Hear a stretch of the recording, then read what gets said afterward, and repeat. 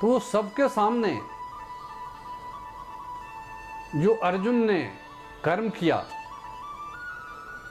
भगवान की कृपा से वो बंधन मूलक कर्म नहीं हुआ। यही कारण हुआ कि अपना कर्म करा करके भगवान स्वयं पंच पांडवों को लेकर के स्वर्गारोहण में चले गए हिमालय, और उनको ब्रह्म विद्या सिखला करके उनके अनुकूल मुक्ति और मोक्ष दिया होगा। तो कर्म फल की इच्छा त्याग कर, कर्तृत्वाभिमान त्याग कर और सर्व कर्म को परमात्मा में समर्पित करके मैं जो भी कर रहा हूं उन्हीं के लिए कर रहा हूं। मैं खेत में हल चला रहा हूं, नहीं, परमात्मा को खुश करने के लिए कर रहा हूं कि अगर अन्न मैं पैदा करूंगा, उन्हीं की क्रिएटेड सृष्टि के लोग, चाहे हमारे घर में हो, चाहे देशवासी गांव में रह रहे हों, चाहे शहर में रह रहे हों, वो अन्न ग्रहण करेंगे। इसलिए उसके लिए मैं पैदा कर रहा हूं। फैक्ट्री वर्कर फैक्ट्री में काम कर रहा है, मैं सृष्टि के लिए, उसके पालन के लिए कर्तव्य पालन कर रहा हूं, प्रभु अर्पित। उस कर्म से बंधन नहीं होगा। प्रोफेसर यूनिवर्सिटी में, कॉलेज में पढ़ा रहा है, टीचर स्कूल में पढ़ा रहे हैं, ये समझ करके कि मैं उचित व्यवहार कर रहा हूं, परमात्मा ने जो हमको अकल दी है उसका मैं उचित व्यवहार कर रहा हूं उनकी सृष्टि के साथ। लीलानंद की लीला में मैं भी अपनी भूमिका अदा रहा हूं।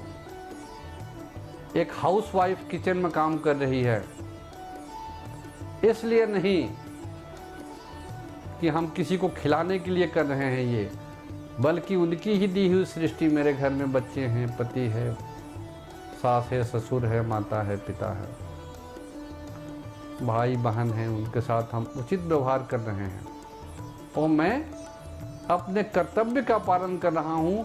सारा अर्पित परमात्मा को एक कर्म है, वहाँ फिर दुख नहीं है, सुख भी नहीं है, वहाँ आनंद है। और वही घर अध्यात्म का केंद्र होता है, वहीं से आदमी नहीं देवता पैदा होता है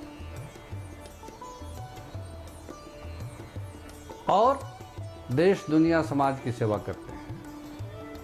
इस प्रकार से 3 प्रकार से हम कर्म करते हुए भी वासना भंड में, अतिरिक्त कर्माशय में ये बीज इकट्ठा नहीं करेंगे और पूर्व जन्म के कर्मों को लक्ष्य बीज की उपासना करते हुए इस जीवन के जितने हमारे प्रत्येक मूलक कर्म हैं ये भी मुक्तिदायक होंगे। ये हमारे बंधन मूलक नहीं होंगे ये सब कर्म। तो उसके वासना भंड में जितने संस्कार हैं उसकी सारी शक्ति एक एक श्वास के एक एक आवागमन से, अपने इष्ट मंत्र की सहायता से, गुरु मंत्र की सहायता से भाव आरोपित करके उस वासना भंड को धीरे धीरे धीरे धीरे धीरे उसको दग्ध बीज करेगा।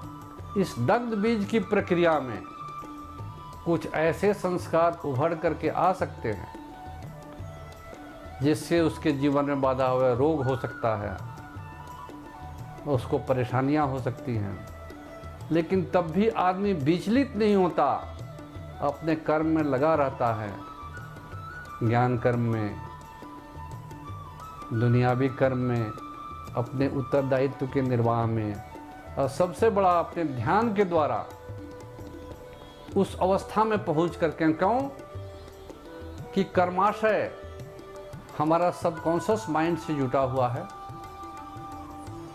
और जब ध्यान के द्वारा हम इस सबकॉन्शियस माइंड में पहुंचते हैं, क्योंकि यहाँ हम इस अवस्था में 2 हालत में पहुंचते हैं। कि हमारे ज्ञानेंद्रिय और कर्मेंद्रिय का लगाव जब मन से टूट जाता है, उसकी दो अवस्थाएं हैं। एक अवस्था है नींद की अवस्था। जब हम निद्राग्रस्त हो जाते हैं तो हमारा ज्ञानेंद्रिय और कर्मेंद्रिय से लगाव मन का टूट जाता है, तो हम पहुंच जाते हैं सबकॉन्शियस माइंड में। सबकॉन्शियस माइंड में ही संस्कार है। लेकिन जब इस सबकॉन्शियस माइंड में हमारा मन है, अनकॉन्शियस में नहीं जा रहा है, तो वहां भी तो विचार हैं रंग बिरंग के, उस पर मन कहानी गढ़ लेता है, उसी को कहते हैं स्वप्न। लेकिन जब मन घोर निद्रा में चला जाता है, अनकॉन्शियस को टच किया, उसमें चला गया, तो उसको गहरी निद्रा आ जाती है। उस अवस्था में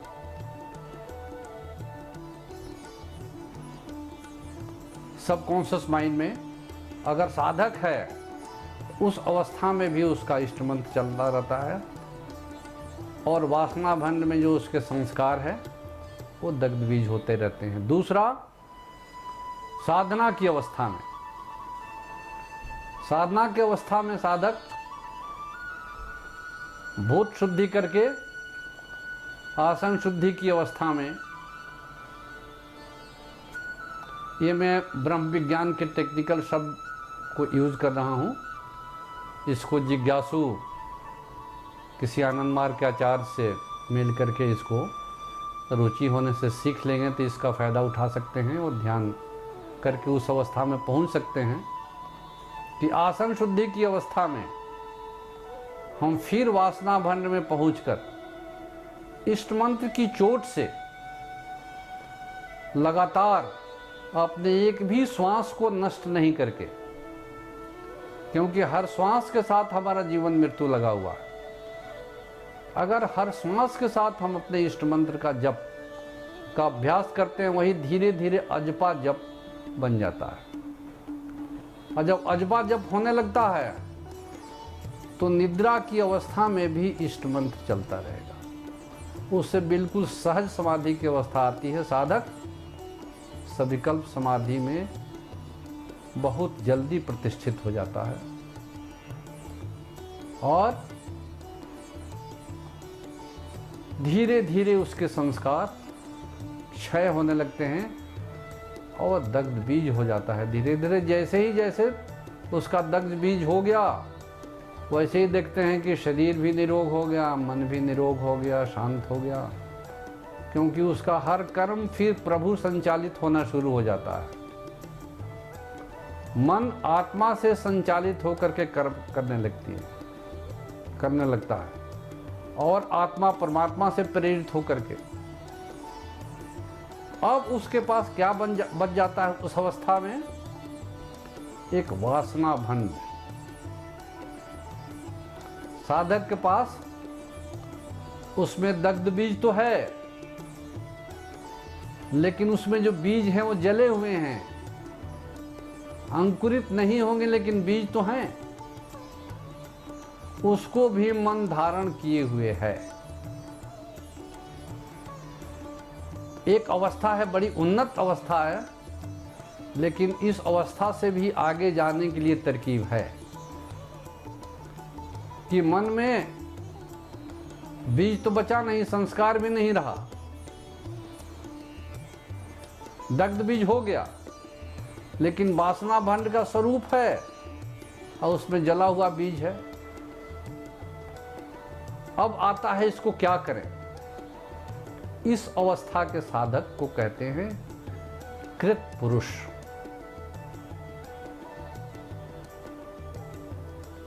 तो कृत पुरुष की जो अवस्था है, अपने कर्म के द्वारा, अपने संकल्प के द्वारा, अपने तप से, अपनी मेहनत से संस्कारों को जला लिया, लेकिन वासना भंड अभी भी धारण किए हुए है, उसका बोझ है उसके ऊपर, उस बोझ को क्या करे। अब वो समस्या है, उस बोझ को कहां फेंके, कहीं फेंक भी नहीं सकता, क्योंकि वासना भंड अपना ही स्वरचित भंड है, उसमें है कुछ नहीं, लेकिन बीज हैं, जले हुए अंकुरित नहीं होंगे। इसलिए कृत पुरुष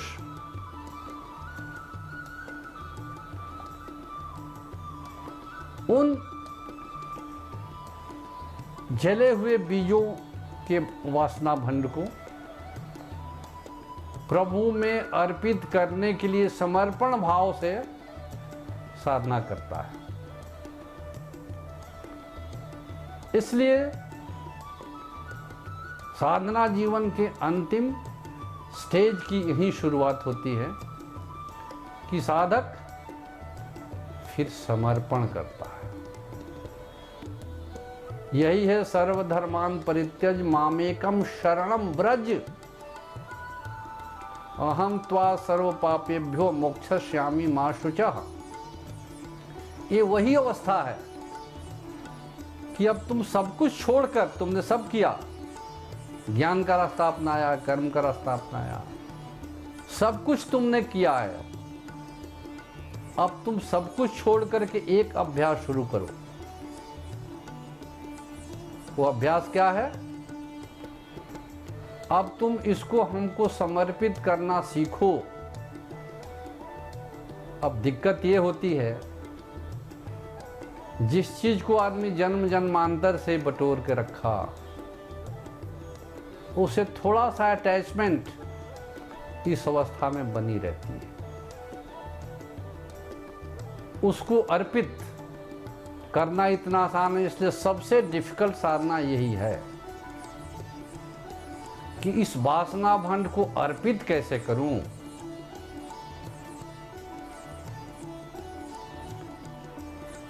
तो कहते हैं कि परमात्मा के कई नाम हैं, उनका नाम एक है हरि। हरि माने जो हरण कर ले। इसलिए साधक जब भाव की उपासना करता है, क्योंकि साधना करते करते जब आदमी त्रिकुटी से ऊपर होता है, पिट्यूटरी ग्लैंड से ऊपर हुआ, तो उसको परमात्मा को प्राप्त करने के लिए, इष्ट को प्राप्त करने के लिए भाव की उपासना करनी ही पड़ेगी। जब हरि की उपासना करता है, जो हरण करते हैं,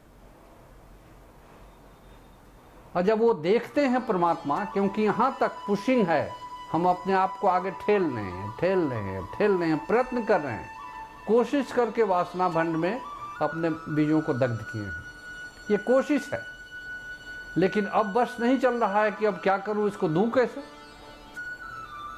इसलिए वो हरि जब तक ये हरण नहीं करते, तब तक वासना भंड हमारे पास पड़ा रहता है। इसलिए हमको उनके चरणों में रोना सीखना पड़ेगा, उनके प्रति आकर्षण बढ़ाना होगा। यही केवला भक्ति। ये काम आगे केवल आकर्षण से होता है। परमात्मा के प्रति आकर्षण, उस आकर्षण में साधक एक दिन आकर्षित होते होते होते होते ध्यान के द्वारा, अनुध्यान से शुरू करता है, और फिर ध्याननिष्ठ होकर के साधक एक दिन ध्याता, ध्यान और ध्येय, ज्ञाता, ज्ञान और ज्ञेय तीनों एक हो जाते हैं। बूंद समुद्र बन जाता है, बूंद का अस्तित्व खत्म हो जाता है। यही ध्यान की पराकाष्ठा है, यही ज्ञान की पराकाष्ठा है, यही कर्म की पराकाष्ठा है। लेकिन ये कंसर्टेड एफर्ट है, ज्ञान, कर्म, भक्ति सब मिलकर के इस अवस्था में आदमी पहुंचता है। सब अलग अलग रास्ते नहीं हैं। इसलिए अंतिम रास्ता है समर्पण का। ध्यान की उच्चतम अवस्था है, इसमें साधक ध्येय में स्थित हो जाता है, उसका अस्तित्व खत्म हो जाता है। यही साधना की पराकाष्ठा है। यही ध्यान की पराकाष्ठा।